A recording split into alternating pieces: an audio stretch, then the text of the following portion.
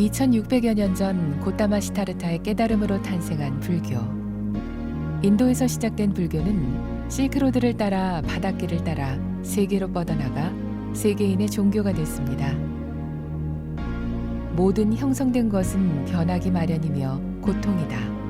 그리고 나라고 여길 만한 것은 없다는 혁명에 가까운 사상은 세계인의 마음을 흔들었고, 부처님이 말씀하신 괴로움에서 벗어나는 방법은 전 세계 많은 이들이 선택한 삶의 방식이 됐습니다. 진리를 깨친 성인, 붓다의 가르침이 만든 거룩한 파도, 깨달음의 땅 인도에서 청교도의 나라 미국까지 국경, 인종, 종교를 넘어 불교가 꽃피워온 사상과 문화를 지금 만나봅니다.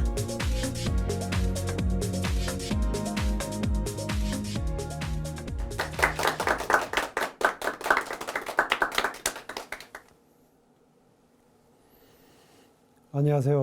오늘은 동아시아 불교 중에서 한국과 일본의 불교에 대해서 얘기해 보도록 하겠습니다.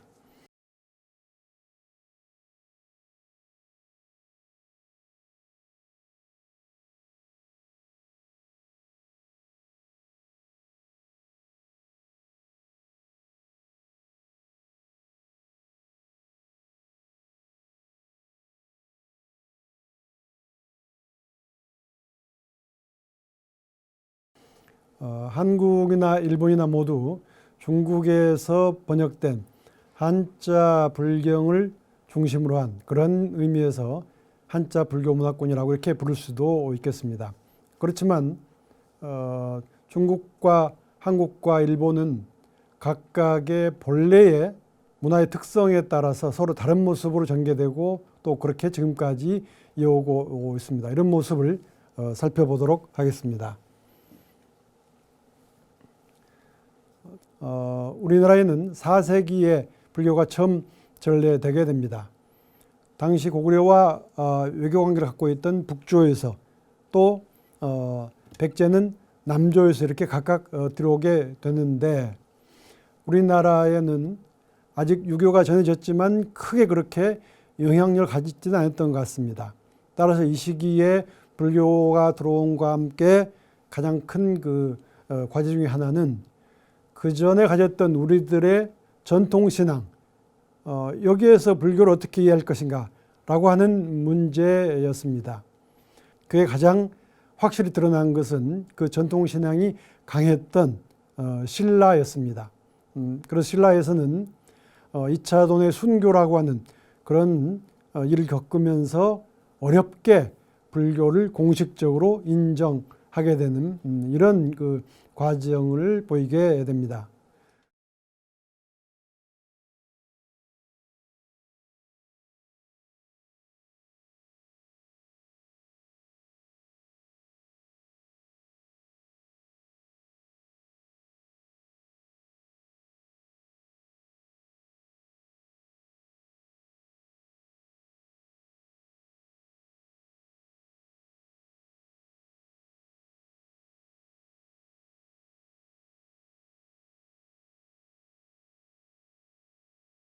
본래 불교는 새로 전파되는 지역의 생각을 부정하는 게 아니라 같은 면을 인정하면서 이렇게 공존하는 대체로 그런 입장이었기 때문에 순교가 그렇게 찾아보기가 쉽지 않습니다.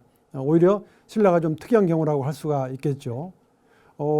그렇지만 신라는 순교를 겪었지만 일단 공연한 다음에는 적극적으로 불교를 또 받아들이게 됩니다. 이 4세기, 신라는 좀 늦었습니다만 라는 시기는 삼국이 서로 치열하게 다투면서 그러면서 강력한 왕권 국가를 지향하던 그런 시기였습니다. 그렇기 때문에 이 시기 처음 받아들인 불교는 불교의 본래적인, 그래서 사람마다 자신의 마음을 정화하고 바른 생각을 가지고 깨달음 얻는 이런 것보다는 어떻게 하면 사람들에게 도움이 되는, 즉 복이 되고 또 나라에도 보탬이 될지 이런 부분이 관심의 대상이 되었고, 이런 점에서 한국 불교, 즉 삼국 불교는 국가와의 관계가 밀접할 수밖에 없었던 이런 상황이 생겨났습니다. 지금 고구려나 백제 처음 들어온 불교의 모습을 찾기가 어렵습니다. 삼국 말기의 상황을 좀 알 수가 있을 뿐인데 신라에는 비교적 그 변화가 적어서 초기의 모습을 이렇게 볼 수가 있는데 이것은 맨 처음에 2차 도의 순교가 있기 전에 고구려에서 전도성들이 와가지고 신라의 불법을 펼치기 시작했던 곳이라고 생각되는 도리사의 모습을 보고 있습니다. 여기는 경주와 고구려성 길목의 중간쯤에 해당하는 이런 곳이 됩니다. 그래서 이 지역에 새로운 그런 선각자들이 이 불교라고 하는 이 새 종교를 받아들이는데 적극적으로 나섰고 그 흐름이 약 100여 년간 지속된 걸로 생각이 됩니다. 아마 이런 과정을 겪었기 때문에 신라 불교는 훨씬 더 알찬 그런 발전을 할 수 있었던 것으로 생각이 되기도 합니다. 이 백제의 절은 요즘에 복원한 그런 모습의 절입니다.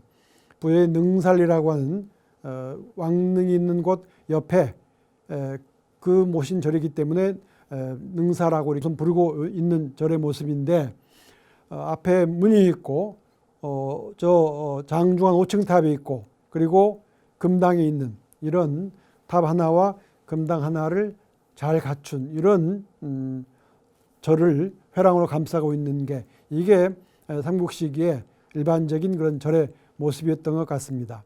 이 거대한 절을 만들기 위해서는 건축과 조각과 회화와 공예와 이런 수많은 분야의 인원이 필요했습니다. 지금하고 달리 당시에 이런 기술을 담당한 사람들은 아주 전문가였고 국가의 한 운영 체계를 담당하는 사람들이었습니다. 이런 면에서 불교의 소용은 삼국 문화가 진전해 갔는데 또 큰 보탬이 되기도 했습니다. 신라불교를 대표할 수 있는 황룡사의 역시 가상의 모습입니다. 지금 그 터만 남아있는 위에 아마도 이런 모습이지 않을까라고 우리가 상상을 해본 그림 중에 하나이죠. 황룡사는 경주의 정확한 도시구획 속에서 만들어졌습니다. 굉장히 거대한 규모를 가지고 있습니다. 지금 추정으로 생각하고 있는 9층 탑의 높이는 80m가 넘습니다. 지금의 목조기술로도 그대로 만들기 어려울 정도의 거대한 조형물입니다. 거기에 맞춰서 금당과 강당을 짓고 이렇게 회랑으로 감싸고 있는 구조를 하고 있습니다. 신라불교의 특이한 점 중에 하나는 이 신라의 2차 도의 순교나 또는 도리사 같은 전교로부터 즉 4세기, 5세기 무렵부터 불교가 시작된 게 아니라 이 신라 땅이 아주 오랜 옛날부터 부처님과 인연이 있는 땅이다라는 것을 강조하는 것이었습니다. 이거를 이제 불연국토라고 합니다. 부처님과 인연이 있는 땅이다. 다시 말하면 우리가 살고 있는 이 땅이 우리가 바르게만 살면은 곧 불국토, 청정한 땅이 된다라고 하는 그런 믿음이었죠. 그래서 이 황룡사의 바위 위에 서가모니 부처님 이전의 과거 부처님이 이렇게 좌선했다라고 하는 얘기들을 전해오기도 했던 것이죠. 이처럼 황룡사는 신라의 대표적인 절이면서 바로 신라불교 성격을 그대로 보여주는 절이라고도 할 수 있습니다. 삼국이 후반이 되는 시기, 즉 불교가 처음 전해진 300년쯤이 되게 되면은 그동안 어느 정도 교학도 익히고 그리고 문화도 진전을 보였습니다. 사람들에게 불교는 그보다 더 믿음으로 다가갔겠죠. 그러한 신앙 중에서 아마도 이 시기에 삼국에 가장 널리 사람들이 받아들였던 것은 바로 이 미륵신앙이라고 봅니다. 그래서 우리가 세계 자랑할 수 있는 이 뛰어난 조각품인 보살방가 사유상은 삼국에 공통적으로 나타나는 그런 특징을 보이고 있지요. 이 조형물에서 우리는 이 삼국 사람들의 마음을 읽었습니다. 다시 말해서 불교가 전개됨에 따라서 불교를 이해하게 됨에 따라서 이러한 불상이라든가 또 절이라든가 그림에 당시 사람들의 생각을 그대로 담아냈고, 그래서 우리는 이걸 통해서 거꾸로 이 시기 사람들의 불교적인 또 심성을 헤아려 볼 수 있기도 한 것이죠. 그리고 7세기에 그동안 극심한 상호 통합 과정을 거쳐서 신라가 삼국을 통합하고 새로운 그런 출발을 하게 됩니다. 이 시기에 우리는 원효, 의상, 원측 이런 뛰어난 분들의 활동을 보게 됩니다.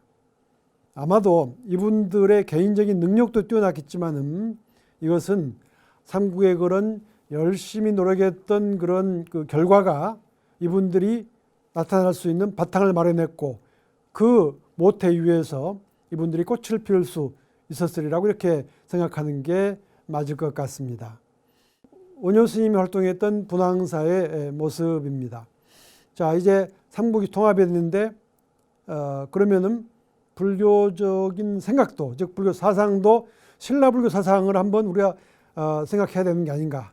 다시 말해서 중국에서 한역된 중국 사람들이 이해한, 해석한 그걸 그대로 우리가 다시 이해하는 것을 넘어서서 우리 생각으로 불교를 종합하는 이런 그 단계가 아닌가라고 하는 그런 생각이 있었고, 또 한 가지는 이제 글자를 알고 그런 상층부의 사람들뿐이 아니라 보통 사람들도 나도 불교가 뭔지 불교의 믿음을 갖고 싶다라고 하는 그런 욕구가 생겨났다라고 볼 수 있겠죠. 그래서 그 많은 사람들에게 불교를 알릴 수 있는 대중화도 또 중요한 그런 이 시기의 모습이었습니다. 원효의 활동은 바로 그 두 가지를 잘 보여주고 있습니다. 원효는 당시에 소개됐던, 즉 한자로 소개됐던 거의 모든 경전에 다 해석을 하게 됩니다. 어떤 거는 경전 내용 글자 그대로 따라서 아주 상세한 해석을 하기도 하고, 많은 책은 이 경전에서 주장하는 가장 핵심이 뭔지 종요라고 하는 이름으로 많은 책을 펴내서 80여 종이 넘는 그런 방대한 책을 써냈습니다.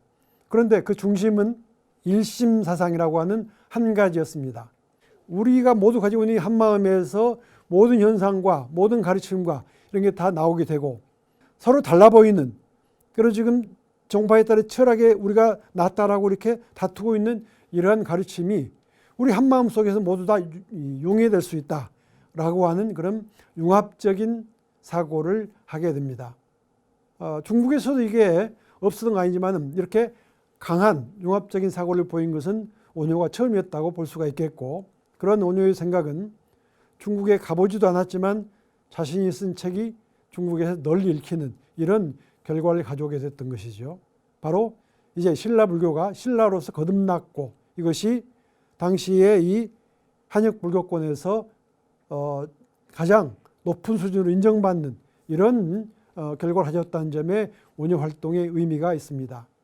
또 하나는, 자, 이제 그런 그 고도의 가르침은 일반 사람들은 접근하기도 어려운 그런 가르침입니다. 그래서 가장 중요하고 가장 간단한 나무 아미타불에게 내가 간절하게 귀의할 때 거기에 내가 바라는 그런 청정한 땅이 열린다. 그리고 그것은 꼭 내가 죽어서 가는 저기 멀리 있다는 서방 극락이 아니라 내가 이곳에서 내 마음을 정말 잘 다스리고 정화한다면 이 땅이 곧 그 될 수 있다라고 하는 그러한 미타신앙을 펴게 됩니다. 이것도 절에서 찾아오는 사람들에게만 얘기하는 게 아니고 직접 시장에 나가서 마을에 가서 만나는 사람마다 이 가르침을 펴게 되고, 뒤에 삼국유사에서는 이 원효의 이런 활동으로 신라 사람들의 10중 8구가 남아미타불이 무슨 말인지를 알게 됐다라고 얘기를 하고 있습니다. 이런 그 교학 사상이 발전하게 되면서 중국과 마찬가지로 원래 본 거에 인도는 어떤 모습일까라는 생각을 하게 되고, 대체로 알려진 10여 명의 우리나라 사람들이 중국을 거쳐서 또는 바로 바닷길로 인도에 가서 굽업을 했던 그런 사실을 알 수 있습니다.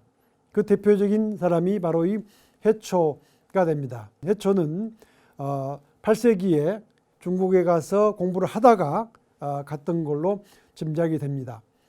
그래서 바닷길을 따라서 저 지금의 인도네시아가 되는 수마트라에서 인도 말도 익히고 거기서 몇 달을 머무른 다음에 지금 인도의 동쪽 콜카타 지역으로 상륙을 해서 거기에서 그 지역 일대에 있는 본래 부처님이 활동하시던 불교의 본고장을 샅샅이 여행을 합니다.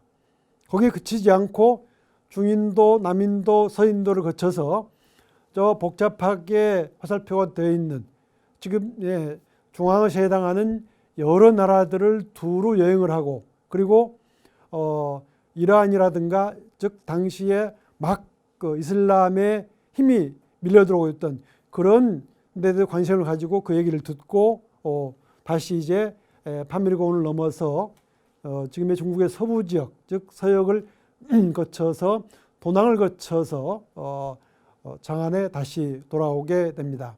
그 과정을 기록한 게 바로 왕오천추국전이죠. 오천축 당시에 인도가 큰 나라였고 그래서 중앙과 동서남북의 5 인도로 되었다고 생각을 했고 그래서 오천축은 이제 인도를 얘기하는 거죠. 인도에 갔던 기록이라는 의미인데 역대 구법기 중에 3대 구법기로 꼽힐 만큼 중요한 그런 부분을 차지하고 있습니다. 애석하게도 지금 남아있는 것은 저 도낭에서 한 두루마리로 발견이 됐는데 앞부분도 떨어져 나가고 뒷부분도 떨어져 나왔습니다. 중간만 있습니다. 그래서 전문은 알 수 없지만 우리는 그 남은 부분에서도 이 해초 스님이 정말 간절한 그런 자세로 인도에 가서 불법을 구하고 경전도 구하고 중국에 돌아와서 활동했던 그런 자취를 찾을 수가 있습니다.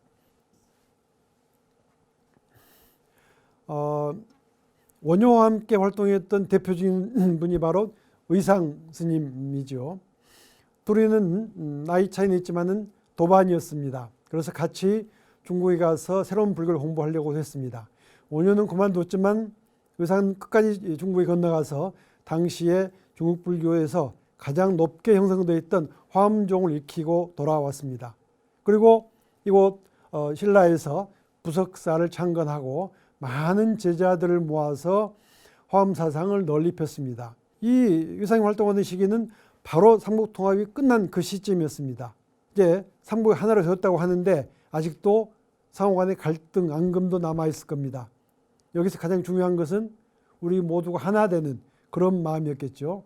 바로 거기에 의상이 제시했던 너와 내가 다른 게 아니고 내가 너가 될 수 있고 내가 될 수 있는 그래서 우리는 모두가 하나가 되어야 되는 이런 원리인 화엄이 아마 적절했던 걸로 생각이 됩니다. 반면에 의상은 이 부석사를 중심으로 철저하게 수행자로서의 자세를 지키면서 제자들과 교학 연마와 수행에만 몰두를 했습니다.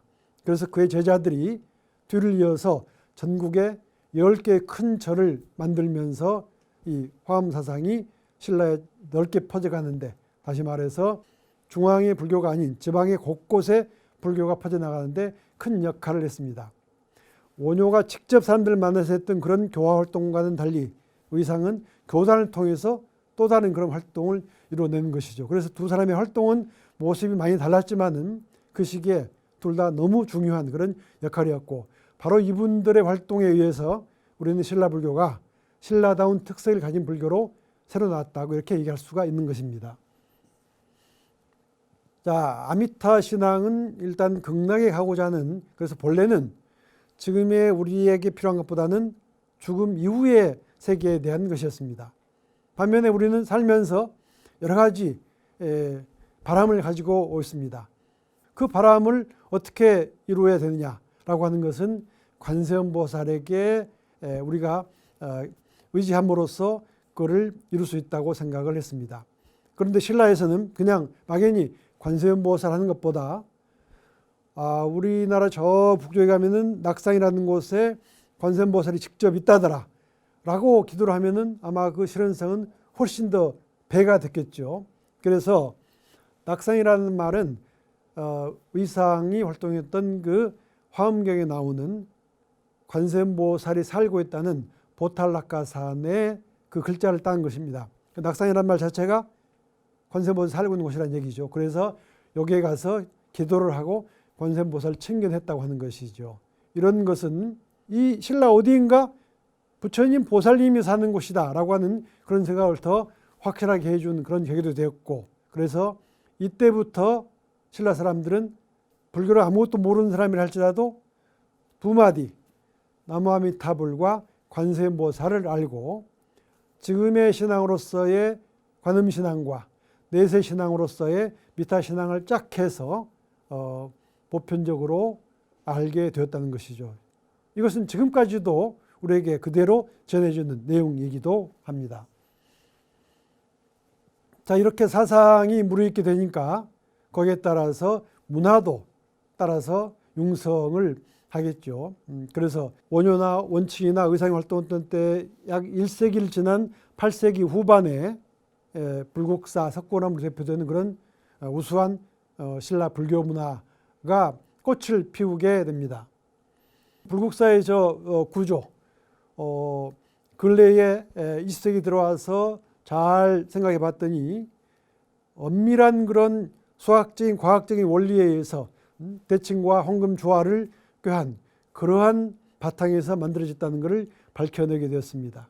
그래서 이 불국사 석고람은 당시에 불교를 바탕으로 과학과 예술과 문화와 이 모든 게 다 어울려 있는 그러한 문화유산으로서 남게 되었던 것이고, 그런 점이 쉽게 세계유산이 될 수가 있었던 것이죠. 자, 그런데 신라 말이 되면서 이 교학은 매너리즘에 빠지게 됩니다. 이전 7세기 같은 그런 활성적인 새로운 생각이 잘 보이지가 않았습니다. 그런데 마침 그때 중국에는 선이 전 중국에 널리 퍼지면서 그야말로 선풍을 일으키고 있었습니다. 맨 처음 그런 그 마조계통에 조사선을 들여왔던 도기 선사는 설악산에 응거하면서 제자들을 기렸습니다. 그런데 바로 이어서 들어왔던 홍책이라고 하는 분은 중앙에 관심을 얻었습니다. 그래서 경주에서 멀리 떨어져 있지만 지리산자락의 남원에 실상사를 창건하고 여기에서 선을 펴나가기 시작을 했습니다. 살펴보니까 교학은 많은 그런 단계를 필요했습니다. 그런데 선은 일단 내가 내 마음을 바로 볼 수 있는 되었기 때문에 그 단계가 전혀 필요하지가 않았습니다. 그래서 모든 사람에게 열려 있었습니다. 이런 생각은 교학이 가졌던 그런 전통을 깨부시고 나올 때만 가능한 것이었습니다. 그래서 이 선을 지원했던 사람들은 이 시기에 지방에서 새롭게 성장하던 호족이라고 하는 이런 세력가들이 선을 널리 후원하기 시작을 했습니다. 그래서 그 호족들이 활동하던 지역 곳곳에서 중요한 이런 선종 사찰들이 만들어져서 나중에 헤아려 보니까 9개의, 9은 아주 많은 숫자라는 의미가 되겠죠. 9개의 이 선문들이 만들어져서 선종이 신라 하대 불교의 중심을 이루는 이런 변화를 가져오게 됩니다. 그러면서 믿음도 좀 달라졌습니다. 저 도피한사라고 하는 곳은 철원에 있습니다. 불상 뒤쪽에 저렇게 글자를 새겨 놓았습니다.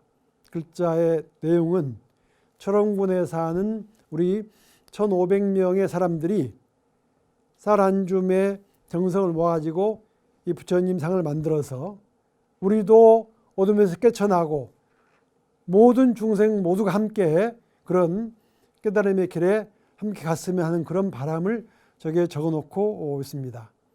즉 마을의 신앙공동체에서 이런 불상을 만들면서 거기에 자신들의 종교적인 기원을 담은 게 나타나고 있다라고 하는 거죠. 교종에서는 경전을 통해서 스승과 제자가 정확하게 가르침을 전수하고 배우고 해서 그 정도를 파악하는 게 가능하겠죠. 그런데 선종에서는 그렇게 말로 사는 게 아닙니다. 그래서 이 수행자가 어느 정도 이르렀는지는 계속 지켜본 스승만이 판단할 수가 있죠. 그래서 선종에서는 어떤 단계를 스승으로부터 인정받는 인가 단계가 필요하고 그 때문에 스승과 제자 관계가 굉장히 돈독한 그런 관계를 보이게 됩니다. 그러한 스승이 돌아갔습니다. 남은 제자로서 할 수 있는 일은 그 스승을 훌륭한 분이라고 드러내는 것이겠죠. 그래서 그때부터 이렇게 보림사에서 보이는 것처럼 그분의 사리를 모신 승탑을 조성하고 그분의 생애를 기록한 탑비를 세우는 것이 유행을 하게 됩니다. 자, 이렇게 해서 고려시대가 됐습니다. 고려라고 하는 나라는 신라 말에 여러 지역 세력들과 연합해서 통합을 이루는 데 성공을 했습니다. 그러나 통일한 다음에는 그 여러 지역 세력들이 계속 그대로 있어서는 안 되고 중앙의 힘을 중심으로 하나로 뭉쳐가는 게 필요했겠죠. 그래서 고려 초기에는 이렇게 거대한 불상을 만들어서 중앙의 힘이 지역 곳곳에 이렇게 미치고 있다는 것을 관촉사에서 같이 보이고 있습니다. 고려 전기에 고려시대 불교의 새로운 모습을 모색했던 분이 의천이었습니다. 의천이 보기에 당시 고려 불교는 선을 하는 사람들은 선을 수행을 하는 게 아니라 말로 하고 있고 교를 하고 있는 사람들은 교에 빠져가지고 본질적인 그 가르침에 이르지 못하고 있다. 중요한 것은 교도 선도 아니고 우리들이 가야 할 그 근본적인 깨달음이 있다. 그것은 교와 선을 함께하는 교관 겸수라는 생각을 했습니다. 그래서 새로운 천태정도 일으키면서 이런 운동을 폈는데 짧은 생애를 살면서 그게 지속적으로 이루어지지 못했지만 이런 고려불교의 새로운 지향을 충분히 읽을 수가 있습니다. 고려는 12세기 중반에 무인들의 쿠데타를 계기로 해서 사회가 크게 바뀌는 변화를 보이게 됩니다. 제도도 달라지고 모든 그 고려의 삶의 모습들이 달라졌습니다. 불교도 마찬가지였습니다. 그래서 전기에 그러한 그 종파 중심으로 그리고 왕실이나 귀족들의 큰 후원 속에서 활동을 보이던 불교가 후기에 들면서 달라질 수밖에 없었습니다. 그 중심에 수선사라고 하는 불교가 있습니다. 이것은 지방의 지식인들을 모아서 진정한 불교 수행을 시작한 겁니다. 수선사에서는 그걸 선의 수행으로 해결하고자 했고 얼마 안 떨어진 백년사에서는 법화 수행으로 그거를 이루고자 했습니다. 이런 활동은 많은 사람들에게 환영을 받았고 그래서 이 고려 후기에 새로운 지성으로서 큰 의미를 보였습니다. 고려는 전기 후기에 크게 외침을 받았습니다. 특히 후기에 몽골로부터는 수십 년 동안 여러 차례 침공을 받으면서 그야말로 국가의 명운이 어려운 그런 시기를 맞게 되었습니다. 여기에 고려는 모든 국민이 한 마음으로 그 국난을 이겨내기 위해서 불심, 즉 대장경을 새롭게 만들어서 이거를 이겨내고자 했습니다. 처음 만든 대장경도 거란의 침공에 대한 우리들의 대답이었습니다. 그런데 그 좋은 대장경이 몽골의 침공으로 불타버리고 말았습니다. 그래서 곧바로 새로 만들어낸 게 두 번째 만들었던 제조대장경이고 그 경판들은 지금도 해인사에 이렇게 잘 보관되어 있습니다. 8만 개가 넘는 경판이 손상률이 1%도 안 되게 거의 완벽하게 보존되고 또 거기 이 경판이라고 하는 것은 경전을 새긴 것인데 그 정확성이 중국 문화에서 만들어진 20종 정도의 대장경 중에서 가장 정확합니다. 그래서 지금까지도 이러한 경전의 중요한 대본으로 쓰일 정도였습니다. 이 얘기는 당시에 고려 문화의 수준이 한자 불교 문화권에서의 정상에 있었다는 걸 보여주는 얘기가 되겠습니다. 이 고려 불화를 만들면 사람들은 여전히 저 극락세계와 현세에서의 안락을 모두 함께 기원하는 내용들을 담고 있습니다. 그래서 일반 보통 사람들에게도 이런 믿음은 똑같이 받아들여졌고 그래서 많은 사원에서도 이런 장식을 통해서 사람들을 신앙의 세계로 이끌었으리라고 생각이 됩니다. 자, 조선시대에는 성리학을 중심으로 한 그런 유학자들이 국가를 주도하면서 불교를 가능한 한 중심에서 배제하고자 했습니다. 그래서 이전에 수천 개 있던 절을 36개만 인정을 하고 교단을 크게 거의 10분의 1로 축소를 했습니다. 그렇지만 유교에서는 현실을 워낙 중시했기 때문에 죽음 이후의 문제에 대해서는 큰 얘기를 하지 않았습니다. 그런데 사람이 죽은 다음에 남은 후예들로서는 그 돌아간 분에 대해서 잘 모시는 것이 과제 중에 하나가 되었겠죠. 그래서 자, 국왕이 돌아갑니다. 그러면 왕릉을 이렇게 만듭니다. 그러면 남은 사람이 그 돌아간 왕을 위해서 잘해줄 수 있는 건 뭐겠습니까? 유교는 하지 못했습니다. 그래서 절에 가서 그 명복을 빌었고, 이렇게 왕릉마다 왕릉을 수호하고 왕릉을 위해서 기도를 할 수 있는 이런 절들을 만들었던 것입니다. 이 선릉에는 봉은사, 그리고 광릉에는 봉선사, 이렇게 짝지워서 왕실의 불교 신앙이 지속되었습니다. 그런데 일반 사람들에게는 이런 신앙 못지않게 역시 여전히 믿음으로서 다가왔던 걸로 보입니다. 그래서 이 조선 전기 내내 계속 제도적으로는, 즉 교단으로는 축소하는 정책이 지속됐지만 사람들에게는 여전히 불교는 믿음으로 남아 있어서 많은 불교 책들이 간행이 됩니다. 사람들은 여전히 불교를 원하고 있었다는 얘기가 되겠죠. 조선 불교는 임진왜란을 계기로 해서 크게 바뀌게 됩니다. 위승병들이 왜군을 몰아내는데 크게 활약을 함으로써 특히 정유재란 때 왜군은 수많은 절을 다 불태웠습니다. 그렇기 때문에 불행하게도 현재 우리나라에 남아있는 거의 대부분의 절의 문화유산 중에 임난 이전의 것은 말 그대로 손을 꼽을 정도밖에 안 되는 것이죠. 그러나 그 큰 어려움을 통해서 조선불교는 완전히 새로운 모습으로 거듭나게 됩니다. 그리고 중심에 서산대사가 있었습니다. 서산대사는 불교가 해명을 이룰 수 있는 방법을 명확한 사상적인 기반에서 찾았습니다. 그래서 선도 중요하고 교도 중요하다.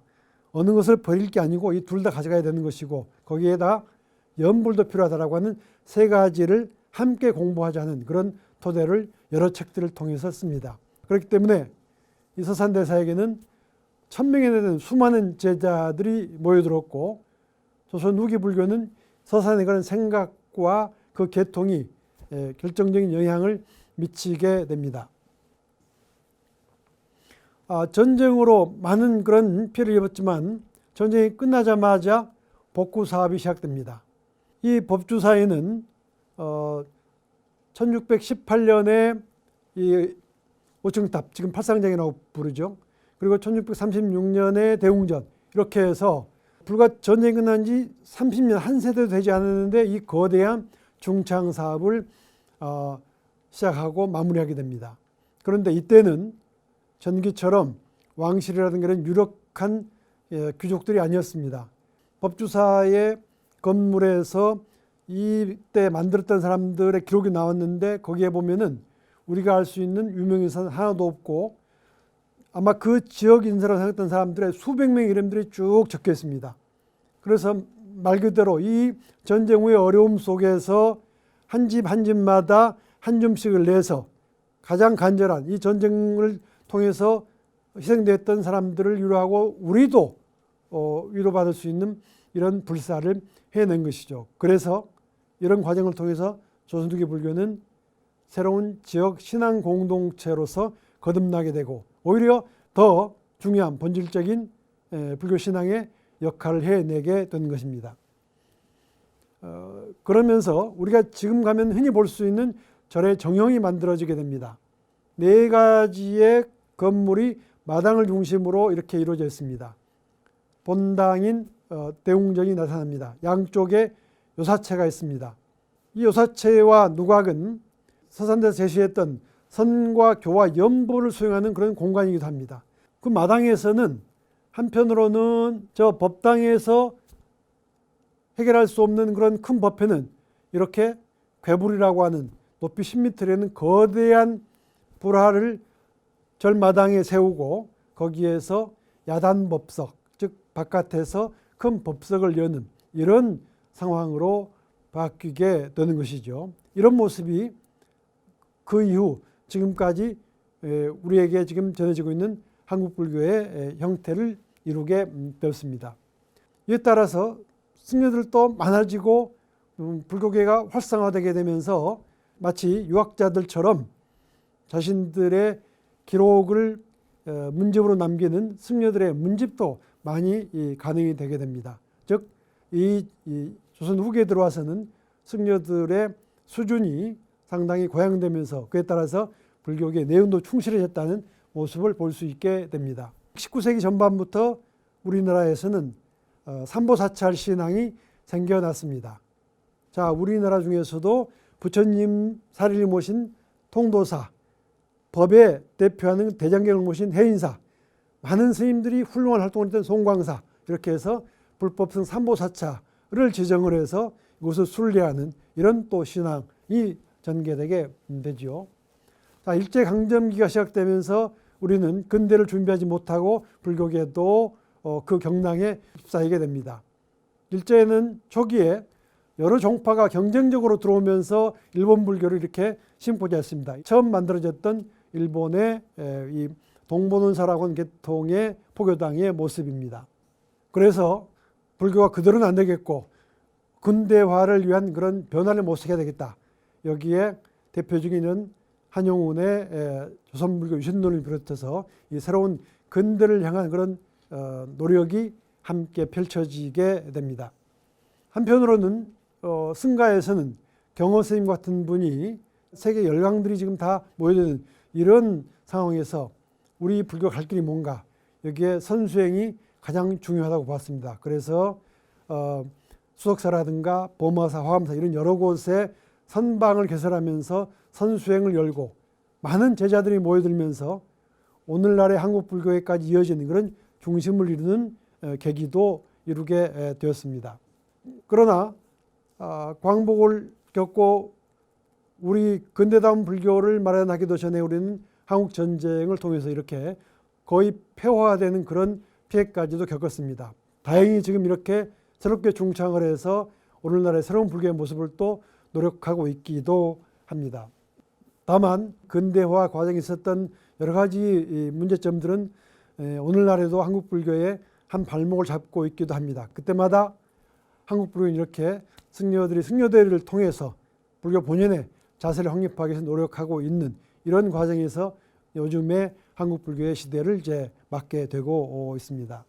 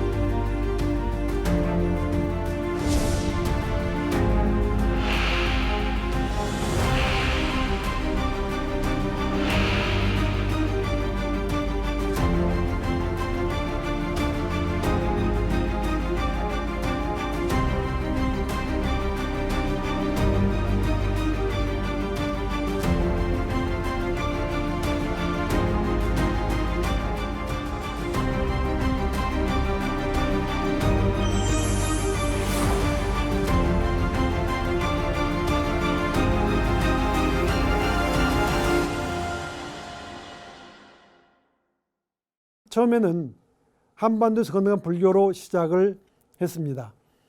그래서 아스카 시대에는 이 아스카데라 비조사라고 하는 이 절에서 보는 것처럼 삼국의 불교의 모습이 그대로 거기에 나타나는 이런 모습을 보이게 됩니다. 그러다가 직접 일본에서 중국에 사신을 파견하게 되면서부터는 중국 불교를 직접 받아들이면서 두 갈래로 생겨나게 됩니다. 이렇게 호루지처럼 아직 한국 불교에 영향이 크게 들었기도 하면서 또 한편으로는 중국 불교의 재앙을 보이는 이런 과정 속에서 점차 일본 불교의 모습을 찾아가게 됩니다. 8세기에 만들어진 이 도다이지는 그런 전형적인 모습 하나라고 볼 수가 있습니다. 이 창건 과정에는 한반도 교통의 사람들 참여했지만 이 중심을 이루는 것은 이 새롭게 일본적인 불교를 만들고자 했던 그런 노력이었습니다. 이런 과정에서 일본 불교는 천황을 중심으로 한 국가 권력이 강력하게 불교에 바탕이 되면서 밀착되는 그런 특색을 보이게 됩니다. 헤이안 시대가 되면서 일본 불교는 일본 불교다운 그런 모습을 새롭게 갖추게 됩니다. 그것은 사이초와 구카이라고 하는 뛰어난 두 분의 활동에 의해서라고 할 수도 있습니다.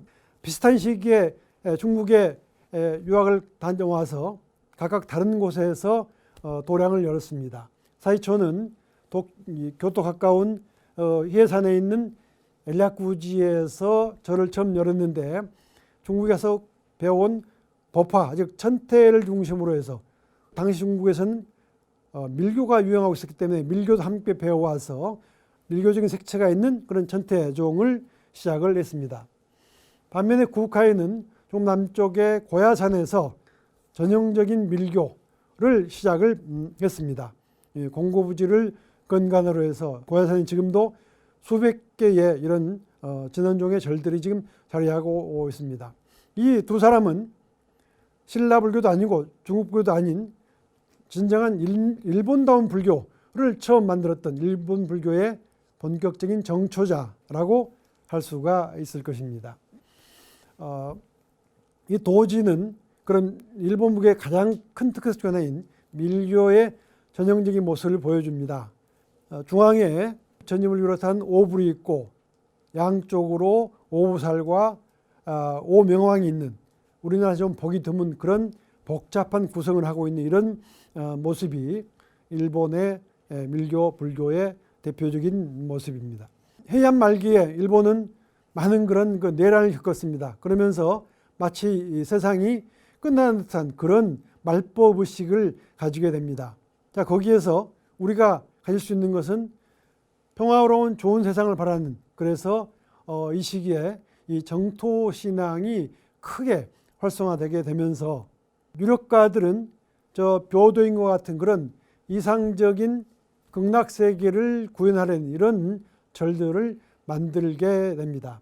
마치 지금 저 연꽃이 펴있는 저 너머로 부처님 세상이 우리에게 오듯이 이러한 그 아름다운 불국토를 생각을 하게 되는 것이죠. 그래서 이 정토신앙이 이렇게 미타 3존을 중심으로 하는 신앙이 전개되는 한편에 이 일본 불교는 다양한 종파들이 생겨나게 됩니다. 오늘날에도 큰 흐름을 보이는 중 하나가 정토종입니다. 교토의 지용인이라고 하는 이 거대한 사찰에는 혼행이라고 하는 사람이 연부를, 오로지 연불만을 통해서 우리가 깨달음에 이를 수 있다고 하는 그런 전통을 따라서 이룬 불교의 흐름을 잇고 있습니다. 물론 혼행 이외에도 이 시기에는 신라니 정토 진종이라고 하는 약간 다른 그런 정토종을 창도로 해서 오늘날 일본 불교의 가장 많은 신도를 갖고 있는 그런 흐름도 이루게 됩니다. 또 한국과는 좀 다르게 이때의 중국의 전형적인 선종 조동종과 임종이 전래되게 됩니다. 그래서 일본은 좀 늦은 시기에 많은 종파들이 활동하면서 일본 불교에 꽃을 피우게 됩니다. 이런 그 가마쿠라 시대의 왕성한 불교를 보여주는 것 중 하나가 이러한 불교 문예 활동입니다. 셰슈라고 하는 사람으로 대표되는 승려라든가 이 문인들이 이 불교적인 감성을 문화로 표현하고 또 그거를 문인들과 주고받으면서 일본 문화의 한 흐름을 이루고 있었던 것이죠. 그 중에 하나가 이 다도 문화죠. 이는 김각구인에 있는 다방입니다.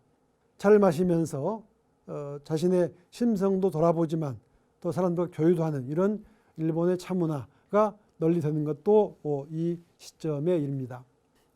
에도 시대가 되면서 일본 불교는 큰 또 변화를 보이게 됩니다. 에도 정부는 지방을 모두 다 직접 파악하는 것보다는 각 지역의 중심적인 사찰의 그 지역의 운영의 일부를 맡겼습니다. 그래서 단카 제도라고 하는 모든 사람은 어떤 절에인가 반드시 신도 등록을 해야 됩니다.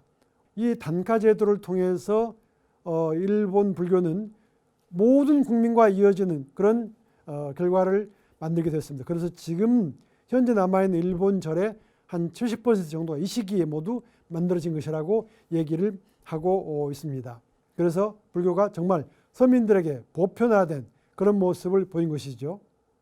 그런데 이 시기에 상층, 박후의 쇼군이라든가 이런 사람들은, 무사들은 훨씬 더 고급의 불교 문화를 향유를 했습니다. 그 절의 전체의 모습입니다.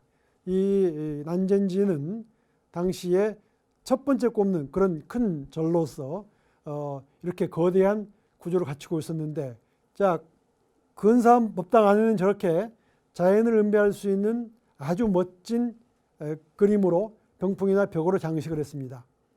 반면에 바깥에는 아기자기한 정원도 있지만은 한편으로는 저렇게 돌과 모래만으로 그 무심한 경지를 표현하는 이런 불교 문화의 한 모습을 이루기도 합니다. 그 단카제도의 모습이 오늘날까지 일본 사람들의 마음에 이렇게 남아 있습니다. 일본에 가면 흔히 볼 수 있는 절 한 켠에 마련된 묘지입니다. 아마도 한 집안마다 한 부분을 이렇게 만들고 그 밑에 조상을 대대로 모시는 이런 그 제도는 오늘날까지 일본의 사람들의 마음에 가장 가까이 남는 이런 그 계기를 마련한 게 되겠죠. 현대 일본 불교는 아마 아직 어느 나라에서 보는 것보다도 가장 왕성한 모습이라고 할 수가 있을 겁니다. 지금 보는 절은 교토에 있는 히가시 현관지라고 하는 정토 진종의 중심 사찰입니다. 자동차와 비교해 보면은 이 건물들의 구조와 어마어마한 사원의 구조를 쉽게 볼 수가 있습니다. 이 정토 진종 이외에도 수많은 그런 일본의 종파들이 각기 많은 그런 신도들과의 관계 속에서 지금 일본의 정신세계의 한 모습을 유지하고 있습니다. 일본은 신토라고 하는 일본의 고유 종교와 불교가 그렇게 괴리를 갖지 않고 한 사람에게 똑같이 들어 있습니다. 이것이 일본 불교의 이제 독특한 모습이기도 하지요. 일본 불교 또한 이 근대 현대화의 세계 속에서 일반 사람들에게 어떤 모습으로 다가가야지 이 일본 불교의 전통과 합치되는지 하는 그런 많은 모색을 하고 있습니다. 중국, 한국, 일본으로 우리가 이렇게 이어서 보았던 동아시아 불교는 기나긴 그런 훌륭한 전통을 가지고 있는데 현대 사회에서는 다원화된 사회 속에서 모두 다 새로운 모색을 해야 되는 그런 아주 엄중한 그런 시기에 있습니다. 아마도 그 답은 우리가 간단하게 살펴본 이 세 나라의 불교의 흐름에 있을 것입니다. 우리는 이런 점들을 생각하면서 오늘날 삼국의 불교의 모습들을 살펴보면 어떨까 하는 그런 생각으로 강의를 마칠까 합니다. 감사합니다.